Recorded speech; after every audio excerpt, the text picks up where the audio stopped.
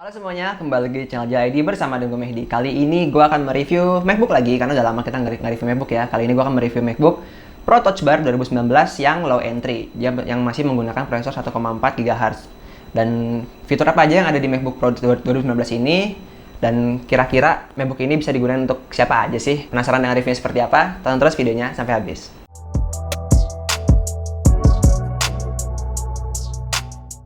Nah, pada tahun 2019, Apple itu ngeluarin MacBook Pro. Dia ada dua seri ya, ada yang touch bar sama non touch bar. Dan kalau yang kita review ini yang touch barnya.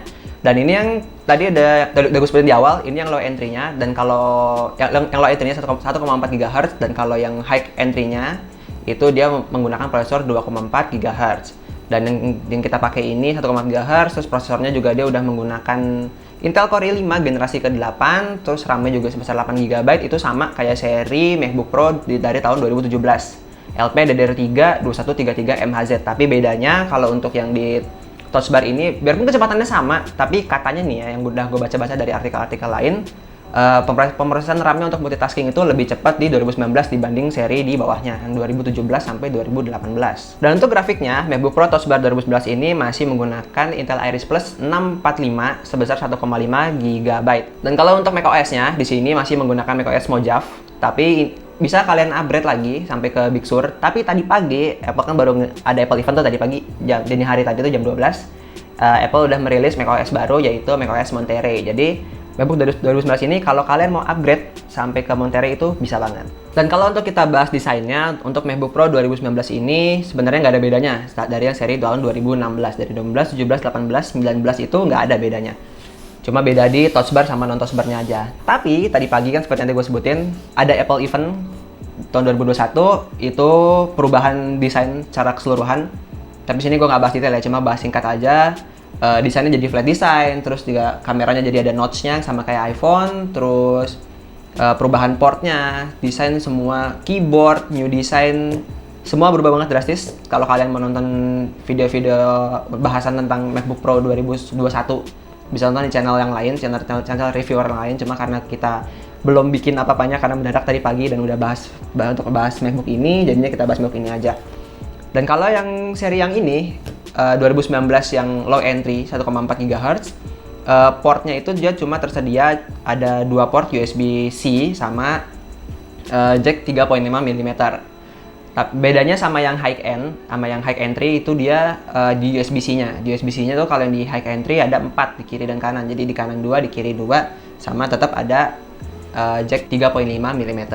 Nah, lanjut kita lanjut ke keyboardnya. Di sini keyboardnya keyboardnya ini dia menggunakan butterfly keyboard yang generasi ketiga. Nah, kan karena sebelumnya tuh di generasi 2016, 17, 18 itu dia ada isu kayak suka pencet sendiri, terus juga travelnya kadang suka nggak kepencet, gampang rusak deh pokoknya untuk isu-isu di tahun-tahun sebelum MacBook ini. Nah, di generasi ketiga ini Apple menurut gua udah bisa mengatasi hal itu, dan ini versi terakhir untuk butterfly keyboard ya kalau nggak salah, karena di tahun 2020 tuh dia udah ganti nama, nggak pakai butterfly keyboard lagi.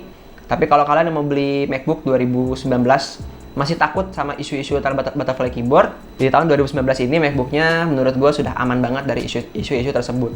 Begitu juga sama FlexGate di layarnya, karena kan di tahun 2017 2018 itu suka ada isu FlexGate. Kalau kalian tahu tuh FlexGate, kalau belum tahu ya, FlexGate itu di mana kondisi layar itu nggak bisa nyala lagi. Kalau kalian habis tutup, dibuka, nah itu layarnya kadang cuma putih aja, kadang blank hitam. Nah, itu FlexGate. Itu sering ada juga di tahun 2017 sama di tahun 2018. Tapi di tahun 2019 ini, karena sudah ada isu-isu yang banyak, dan Apple mungkin, gimana nyebutnya ya? Apple tuh udah mengimprove untuk pengeluaran tahun di MacBook 2019 ini. Nah, dan untuk layarnya, di MacBook ini masih 13 inci ya, sama MacBook sebelumnya. Tapi kalau 2021 udah beda nih ukurannya. Tapi kita bahas 2019 saja. Di sini 13 inci menggunakan layar Retina display, dan Apple ngasih teknologi di sini itu namanya True Tone Display. Kalau kalian yang kalau yang udah menggunakan iPhone 8 ke atas, dari seri iPhone 8 sampai ke yang terbaru iPhone 13, pasti tahu True Tone Display itu buat apa. Dan kalau yang belum tahu, True Tone Display itu untuk mengatur brightness sesuai dengan suhu ruangan. Jadi kalau misalkan cahayanya lagi terang kayak gini, layarnya akan mengikuti warnanya tuh agak cold. Kalau kalian layarnya di sini suhunya agak kuning, layarnya tuh pasti akan ngikutin warnanya kuning. Jadi tuh dia mengatur secara otomatis sesuai dengan suhu ruangannya. Dan itu memanjakan mata kita banget, jadi mata kita nggak gampang capek.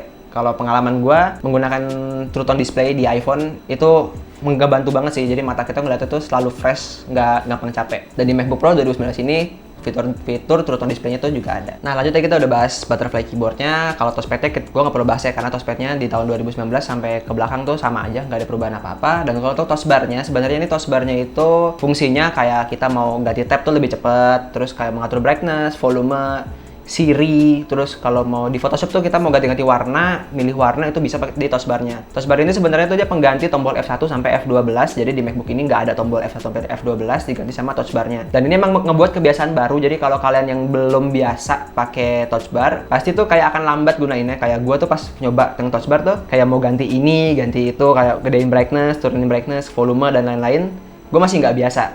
Ya malum lah, gue terakhir tuh pakai MacBook 2019 dan touch bar ini masih asing buat gue, jadi butuh pembiasaan banget. Dan di touch bar-nya ini ada fitur security-nya, jadi ada Touch ID sama kayak di iPhone generasi ke 5S sampai ke generasi ke-8 masih pakai Touch ID, sama kayak di iPad juga. Dia ada di sebelah sini. Jadi di sini tuh nggak ada tombol power, jadi kalau kalian habis matiin shutdown, tutup. Dan kalau kalian buka, otomatis dia akan nyala langsung. Jadi langsung ke security Touch ID-nya. Lanjut setelah bahas touch bar dan Touch ID ke baterainya. Kalau baterai MacBook sih sebenarnya nggak perlu diraguin lagi ya. Kalau kalian gunain MacBook ini untuk pekerjaan yang berat kayak editing video, desain Photoshop, dan ngelakuin hal yang lumayan berat menggunakan software yang lumayan berat, itu baterai bisa bertahan sampai 4 sampai 5 jam. Tapi kalau kalian gunain untuk streaming atau ketik-ketik aja, dengerin lagu Spotify dan lain-lain, baterai MacBook ini bisa bertahan sampai kurang lebih 12 jam. Jadi kalau kalian nggak bawa charger dan kondisi baterainya penuh 100, ya nggak perlu panik. Jadi kalau kalian lagi iseng keluar ke cafe buat kerjain ketik-ketik aja, itu masih bisa bertahan sampai lama banget. Dan kalau kalian mau yang agak berat, itu juga masih bertahannya dibanding laptop yang lainnya ya. Ini power consumption-nya itu cukup bagus. Dia cuma bisa bertahan 4-5 jam walaupun digunain pekerjaan yang berat. Nah, MacBook Pro ini bisa digunain buat siapa aja sih? Kalau menurut gue ya, MacBook Pro 2019 ini bisa digunain untuk para video editor, 3D designer, desainer Photoshop, bukan desainer Photoshop, desainer grafis menggunakan Photoshop atau Illustrator, musik produce, terus kalau buat kalian buat meeting online juga bisa, untuk presentasi atau sekedar nongkrong aja di coffee shop biar kelihatan keren. Laptop ini mumpuni banget sesuai dengan kebutuhannya karena sesuai namanya profesional. Kalau yang Air mungkin nggak bisa sebanyak itu pekerjaannya. Dan kalau kalian pengen punya MacBook Pro 2019 yang 1,4 GHz ini, bisa kalian dapetin di marketplace di barunya ya. Barunya tuh harganya sekitar masih 15 jutaan. Tapi kalau kalian nyari yang high entry, itu yang 2,4 GHz itu harganya masih sekitar di 20 jutaan.